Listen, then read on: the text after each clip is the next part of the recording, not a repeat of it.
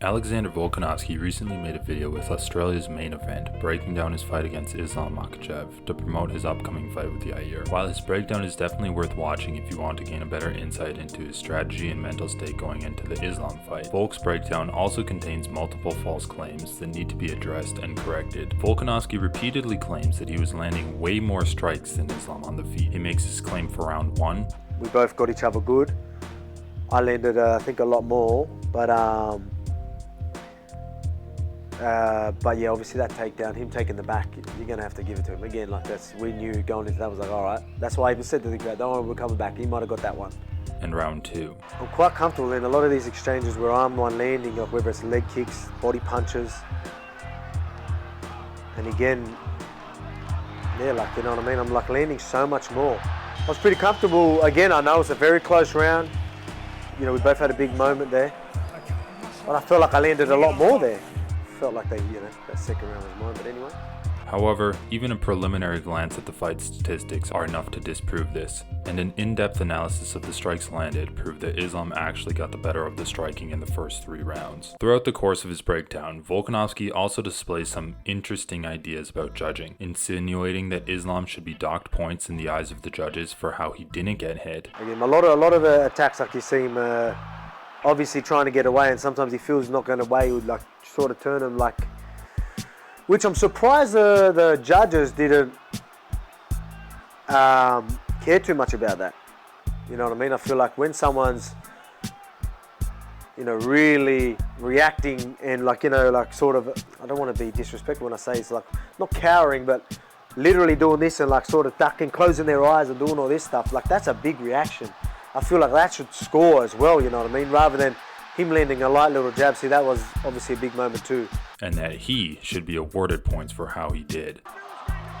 Oh, nice, yeah. So again, I acknowledge him like, oh, yeah, good, yeah, I ran into that one, fine. Obviously, it didn't hurt me. Where I feel like the judges would, I don't know, score. I feel like me doing that is like me being composed in them sort of things. I feel like that's you showing maybe a bit of dominance or showing a bit of like composure. I feel like that's better than me, like, you know, sort of wincing and, you know, closing my eyes and turning my head and doing stuff like that. Even Volk himself knows how ridiculous of a claim this is, walking it back in his very next sentence. But maybe I've got to stop doing that.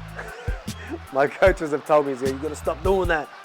You let everyone know it landed. Volkanovski also repeatedly claims that he and his team thought he won the fight, which just isn't true. The judges scored this one correctly. So you've got to think about it. The David Goliath story, this massive underdog moving up a division.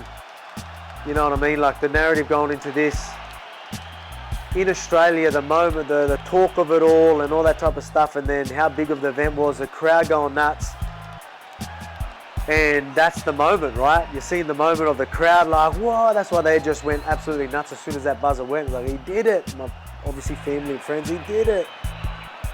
I get a close fight, but everyone there, you know, we thought we did enough. Again, I try to calm the crowd down a little bit because again, yeah, do I think we won? Yes. Was it a close fight? And like, do I feel like, you know, they should be getting booed and like and stuff like that? No, like, because again, it's a close fight. Yeah, we thought we did enough. Watching back the tape, we still think that. While being proud of yourself for a good performance is one thing, claiming that you believe you won is simply delusional. It's obviously a tough one for me to relive, not getting the hand raised. Again, I thought that was my moment.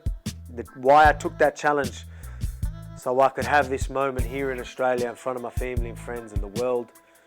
We thought we did it, but we didn't. Volkanovski has always had a chip on his shoulder which he uses to motivate himself, and in this fight, he took issue with all the doubters, saying why would he move up in weight and take on a challenge in Islam. But obviously a lot of people pretty much thinking you've got no chance and like, why are you doing it? Which annoys me in a sense. So they're surprised and shocked that I want to challenge myself, which I don't get. Why wouldn't you challenge yourself? At least I'm better now. I'm a better fighter, I'm a better human being, I'm in a better position anyway because of that challenge I put myself in. This issue simply does not exist. Volkanovski was rated as the #1 fighter in the world at the time of the Islam fight, and he was in the conversation for the greatest featherweight of all time. Any idea of people questioning his decision to move up is just a conjuration of his mind meant to motivate himself. All fighters need to be somewhat delusional, but what is surprising is that even Volk's team has consistently maintained that he won the fight. Yeah, we thought we did enough. Watching back the tape, we still think that. While Volkanovski is a brilliant mind in the sport, So that's what I feel like. Yeah, if he could do that more, he could throw people off, right? Because it's out of character for him to bridge and come through. But when he does, he gets countered as well. So he's a very hesitant, very safe sort of fighter, patient, and it works perfect for his style because he can just shoot and threaten him with a takedown and stuff like that. So it is important that inaccuracies and falsehoods be pointed out and corrected, especially when they're given from someone so highly respected. Volkanovski is a hyper-competitive man, and his blind spot is that he cannot fathom himself losing a fight. I'm pretty sure the judges definitely gave me this round, but felt like that second round was mine. But anyway, and I'm going to be disappointed because I know I could have won that. You know what I mean? And obviously we showed that, but Can you really blame him though? Considering that this mindset has brought him to the pinnacle of the sport, I don't think I can.